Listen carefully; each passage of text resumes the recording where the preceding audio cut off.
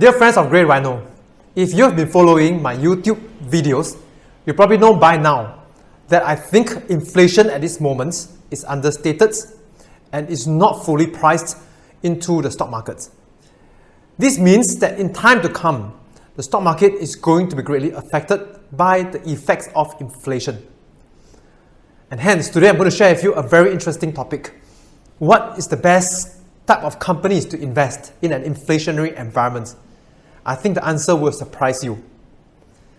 What I think is that the technology sector could be one of the best and safest areas to invest in terms of inflation. Do you want to know why? Let's get down to it.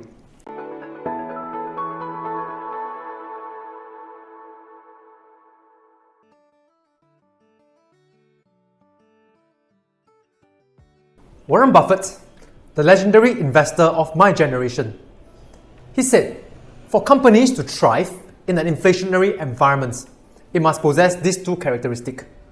First, an ability to increase price easily without facing a significant loss of market share or sales volume. Secondly, low capital requirements. This means it can produce a lot more with only very minor capital investments. Now, let's take a look at the tech sector. And I will use Microsoft as an example. Can Microsoft increase its price easily without a significant loss of market share? Now, let's think about it. If today Microsoft were to increase its subscription, would you terminate your subscription for Microsoft 365? A termination would mean you can't use your Microsoft Word, your Microsoft Excel, your Microsoft PowerPoint, Outlook, Teams. Would you be willing to do that? Or you will accept whatever increase in price that Microsoft asks of you? I guess most of us would accept the increase in price. And this would mean Microsoft can raise its price without a significant loss of market share. In fact, Microsoft has recently done that. In August this year, Microsoft said by 1st of March 2022, it will increase up to 25% on its various subscription. For its most basic subscription, it will increase from $5 per month to $6 per month for its Microsoft 365 subscription. And its share price rose as a result. Next, low capital requirements. For Microsoft, the main capital requirement is its R&D to develop the software. So once it's developed the software, it probably costs next to nothing to produce more of its software or to engage one more customer. And it doesn't need to buy expensive machinery or equipment. It can just keep having more and more customers without very little incremental costs. And hence, I would say Microsoft fits squarely into the two characteristics that Warren Buffett requires. And that makes it a good company to have in the inflationary period. However, a caveat. A business is not equal to the stock. So Microsoft, I have no doubts, the business will survive and maybe thrive very well in an inflationary period. What about the stock? The stock price. The stock price could take a slightly different shape. Let me share with you now. As I've shared over a year now, that inflation is likely to be a very major concern in the years to come. And in an inflationary period, it will lead to a rise of interest rates as central banks tries to moderate inflation. And when interest rates increase, usually share price goes down, ceteris paribus. And the reason of that is because stocks are basically a discounted cash flow. The valuation is a discounted cash flow. And a discounted cash flow means it discounts its future earnings back using the interest rates. And when interest rate increases, it means its future stream of income will be worth less. This is called a simple concept of time value of money. So the higher the interest rates, the less value the future stream of money will be. And this will usually be more pronounced for growth company relative to value company. Okay, growth company are those of high growth and a high PE ratio, price to earnings ratio. Value company is the reverse. Let's take a look at a case study now. Okay, so the current Federal Reserve interest rate is 0.08% per year. And if I look back at the last 20 years, the highest Federal Reserve interest rate was in 2007, and the interest rate was as high as 5.3%, which is several times, or many times today's interest rates. So we take a comparison for the same stock, what happened at a point in time. So the two companies we will use is Microsoft and Coca-Cola.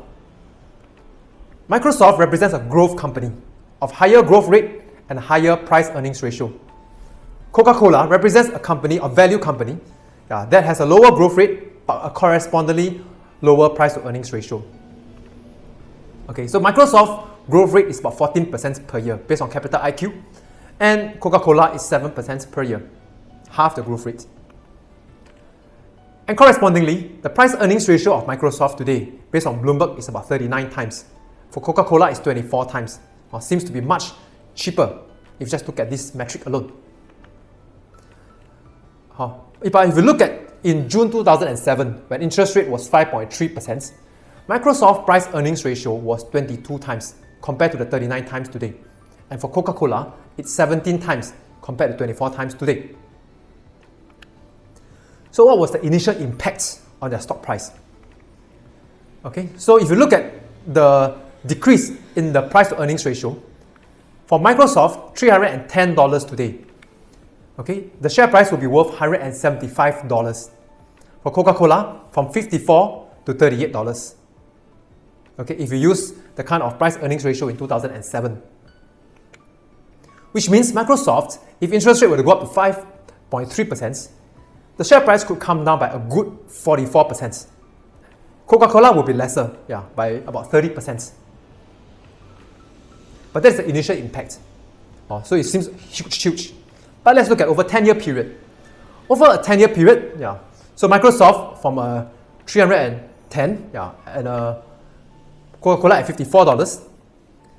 Okay, at a price earnings ratio of 2007 and the current growth rates. 10 years later, Microsoft will grow from $310 to $645. Coca-Cola will grow from $54 to $75. Even though the initial decline of Microsoft is much more, however, over a 10-year period, it will have made you a profit of 109%, more than doubled your money. Coca-Cola will earn you a 39% profits, quite significantly lesser than Microsoft's. So that's over a long period, investing in a growth company actually makes sense compared to investing in a value company, even in inflationary times. So let's look at the chart. As you can see, Microsoft dropped more at the start, but over a long term, it's going to be much better for your portfolio. And somewhere by around the 5 to 6 years, it would have made back your initial portfolio, initial capital value. But it requires about a 5 to 6 years wait. In this term, I call it will grow into its valuation. So even though its valuation declined from 39 to 22 times because of rise in interest rates, the share price still rise over a period because of the intrinsic growth in its business. I have a caveat though, to say that technology companies are some of the best companies to own during inflation.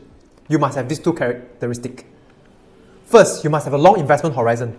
As you see from the chart, the first 5 years, 6 years, it may not make you any money. So your money is going to be made later on. But you still have a very good, decent profit of 109% if you keep it for 10 years. The second, you must have the ability to sit through a bumpy ride. Because mind you, the initial drop was a good 44% before subsequently making you a good profit. So we must have the ability to stomach this bumpy ride. Now, does it mean that all tech companies are great to invest now?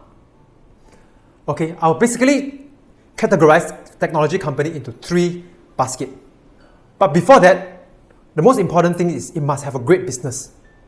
Okay, the quality of the business is paramount, and that I will share on another day. But let's assume they have all great quality. I'll break them down into 3 baskets. Okay, the first basket are companies that are likely to stay profitable unprofitable for the foreseeable future. Okay, of course, they may have great prospect after that. I'll say one of the company is called QuantumScape that makes solid-state lithium battery, which had a big increase in price. But it will only forecast to have a production of the battery after 2024 and to make profit years after that, maybe. Okay, so I said I will not encourage lay investors to invest in this category of company. Firstly, it's going to be a stomach-wrenching ride for you, and not many people will be able to stomach such a huge volatility on their portfolio. And secondly, for most lay investors, it is very difficult to separate the real growth or the real story versus a hype. Hence, a lot of time when we listen to it, a big majority could be a hype. This company may never live up to their story, and a small handful will.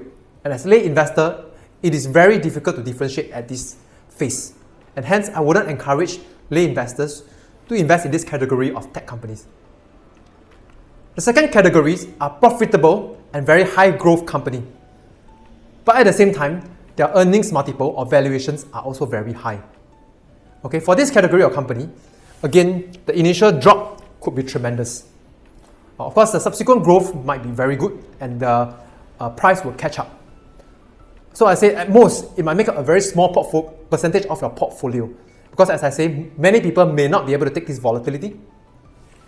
And at this stage, it might not, some of these companies may still fail. So where I recommend most people to invest in, the kind of tech companies, are in my third basket. These are companies that are profitable and they are trading at a much more moderate valuation, maybe at around 30 to 60 times kind of price earnings ratio. They will still have the initial drop, but at least the wait is not as long. And a lot of times these companies are pretty proven. And these kind of companies are quite abundant if you know how to spot them. And that's where I will recommend this to form the bulk of your portfolio for the equities portion. Okay, so I hope you have gained a lot from what I shared today, because inflation is going to be a key thing. And we need to be investing in companies that their business can thrive in such an environment. And you need to position yourself such that you can be riding on the benefit of this company by investing long term and to be able to take the bumpy ride. So I hope I've given you a glimpse and we can be investing well together. So like as usual, if you have comments which you'd like to share, please write your comments below. So I would love to have a communication with you, and I hope to invest profitably with you over the next 5-10 years. So as usual, really to design your life and defy poverty, because we really want to live a life that is worth living. Thank you very much. So what I've shared today is really what I'm doing on my portfolio for your knowledge and for your interest. It is not meant to be an advice, and hence, if you want to seek advice on your portfolio, please look for your financial advisor who will recommend you based on your personal situation. If you'd like to be listening regularly to the Grey Rhino YouTube to gain more financial knowledge and also investment wisdom, do subscribe below to the Grey Rhino YouTube channel and remember to turn on your notification.